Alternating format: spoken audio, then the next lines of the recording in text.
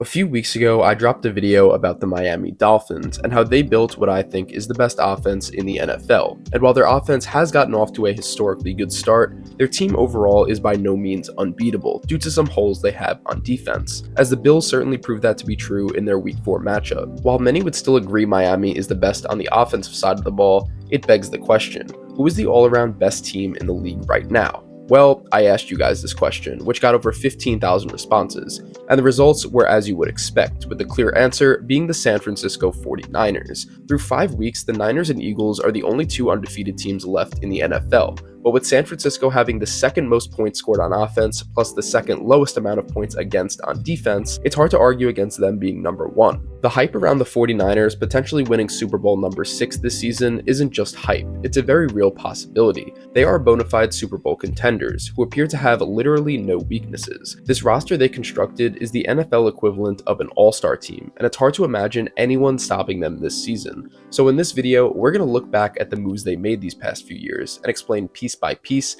how they managed to build a football juggernaut. Before I get into it, welcome to the War Room. Please consider subscribing to the channel if you're new, and let's get straight to it. Explaining how every player on the 53-man roster got to where they are would take forever and be incredibly boring, so instead we'll focus on 10 key players, 6 on offense and 4 on defense. Just one day after the infamous 28-3 Super Bowl for fans in Atlanta, insult was added to injury when Falcons offensive coordinator Kyle Shanahan took the head coaching job of the 49ers. It's always risky hiring someone who has no prior experience as a head coach, but Shanahan's track record of being an offensive coordinator for 4 different teams from 2008 to 2016 definitely bolstered his career resume. Also, considering he was replacing Chip Kelly, who led the team to a 2-14 record before getting fired after just one season, San Francisco didn't have much to lose in hiring Shanahan. Same could be said for John Lynch, who was the franchise's new general manager, replacing Trent Baalke, who was fired alongside Chip Kelly. A few months after both of these men were hired, it was time for the 2017 draft. Despite the 49ers having 10 picks in this draft, including the 3rd overall selection, 9 out of the 10 guys they drafted are not on the team in 2023. The one guy who's still there happens to be the tight end George Kittle, who was selected 146th overall in the 5th round. While this wasn't John Lynch's most impressive draft to begin his Niners tenure,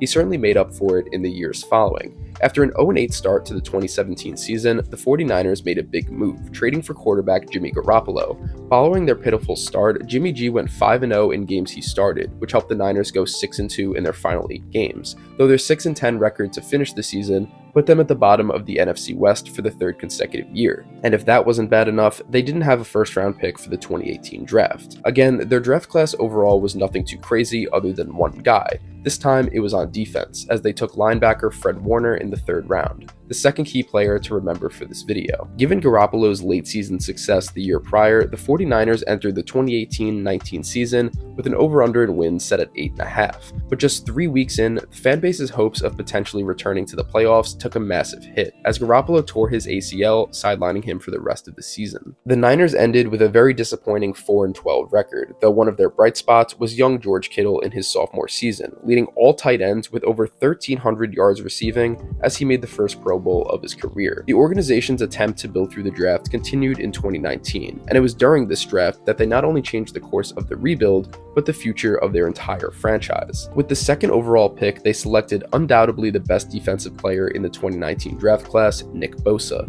1 round later, with the 36th overall selection, they took wide receiver Deebo Samuel, and 3 rounds after that, they got another key player, taking linebacker Dre Greenlaw 148th overall. Looking back, San Francisco arguably had the best draft class out of any team in the NFL that season, and with Garoppolo coming back, their new rookies ready to take the field, on top of the young talent they already had progressing another year, this 49ers team hit the ground running. They steamrolled through the regular season, finishing with a 13-3 record, tied for the 2nd best in the NFL. They continued their dominance in the playoffs, defeating the Vikings and Packers by 17 points in the divisional round and conference championship, respectively. With a 10-point lead and less than 7 minutes left in the Super Bowl against Kansas City, it felt like the Niners were going to bring the Lombardi Trophy back to the Bay. That was until the Chiefs scored 3 touchdowns in the final 6 minutes and 13 seconds, handing San Francisco a heartbreaking Super Bowl loss. As disappointing as it was for 49ers fans, going from a 4-12 record the year prior to 7 minutes away from a Super Bowl win was incredibly encouraging for the future. George Kittle was a Pro Bowler for the second straight year, solidifying himself as a top tight end in the league, while Nick Bosa proved himself to be a star after just one season. He was a Pro Bowler, an All-Pro defensive end,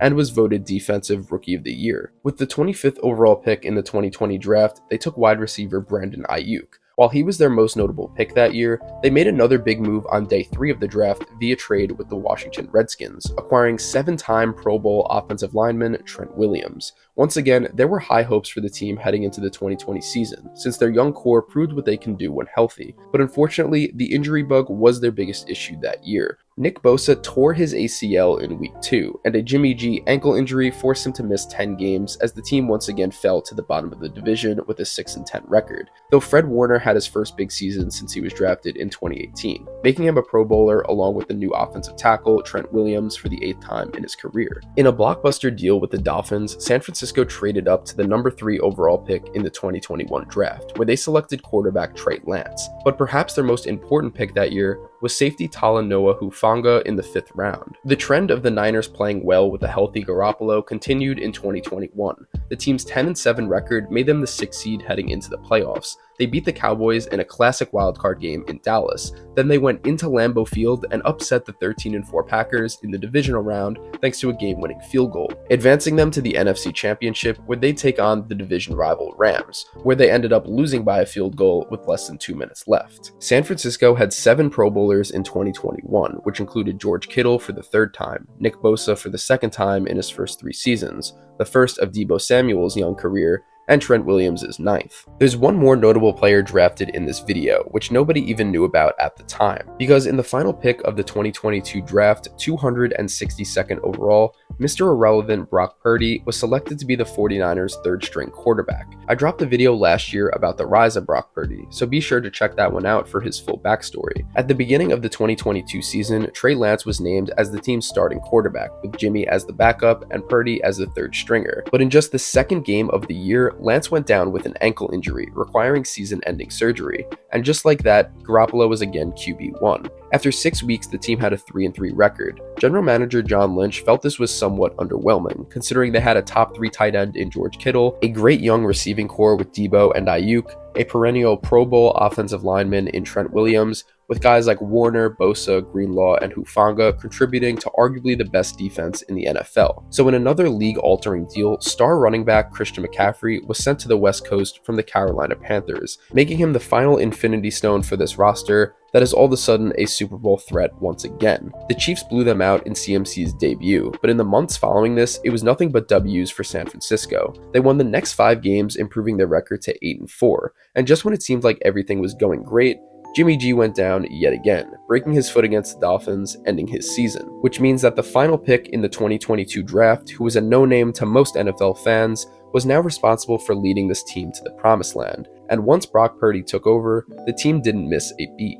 They won the next 5 regular season games after this, ending the year at 13-4, the franchise's best record since their 2019 Super Bowl appearance. With all the momentum heading into the playoffs, San Francisco blew out the Seahawks in the wildcard game. In their second playoff matchup versus the Cowboys in as many years, the Niners' defense showed out, helping them advance to the NFC Championship for the 2nd year in a row, where this time they would face the 14-3 Philadelphia Eagles. Unfortunately, this is where San Francisco's magic ran out, as for the 3rd time in this season, a Niners QB suffered an injury, as Brock Purdy hurt his elbow on this play, never returned to the game, and the Eagles advanced to the Super Bowl. The team again had 7 Pro Bowlers, 6 of which were key players highlighted throughout this video. Since there was a lot of information about how they constructed this insanely talented roster, I'll quickly recap everything before I break down the 2023 season so far. These are the 10 notable players covered in this video, how the 49ers got them, and their career accolades before the 2023 season. Notice that not a single one of these guys was signed in free agency. Almost all of them were added through the draft, and the 2 players they took a chance on trading for are easily top 3 at their respective position. This graphic alone shows the type of general manager John Lynch is. They've made 3 conference championship games in the 6 years since he was hired. Kyle Shanahan's ability to take late round draft picks and turn them into significant pieces on the 53-man roster should be recognized as well. I'd also like to briefly mention the fullback Kyle Juszczyk, who I know some people are going to say I forgot. He's been a Pro Bowler every single year since the 49ers acquired him in 2017. Not the sexiest position, but he is a star player for this franchise. And that brings us to 2023, where through 5 weeks, the 49ers are clearly the best team in the NFL. These are their team ranks compared to the rest of the league on offense and defense. These numbers overall have given them a 5-0 record to start the season, where they currently are favorites to win Super Bowl 58. Anytime a team gets off to a good start like this, there's immediately conversations about if they can accomplish the undefeated season, which has only ever been done by the 1972 Dolphins. And if I'm being completely honest, the Niners probably have the best chance at doing it since the 2007 Patriots. With this 49ers team healthy, it's really hard to picture anyone beating them. It's not often we see teams with no holes on their roster, and this San Francisco squad feels like it's as close to perfection as you can get in this league. But regardless of when or even if their first loss comes, there's no denying that the time to win a Super Bowl is now. Barring any injuries, there's no excuse for them not to get it done. Yet, in the end, only time will tell if this football powerhouse completes their quest in bringing the Lombardi Trophy back to the Bay once again. What will the 49ers' final record be? Let me know in the comments below. Like the video if you enjoyed and subscribe to the channel if you're new. I'm going to be making NFL content like this all season long, so do not miss out. Thank you for watching, and as always, I'll see you guys in the next one.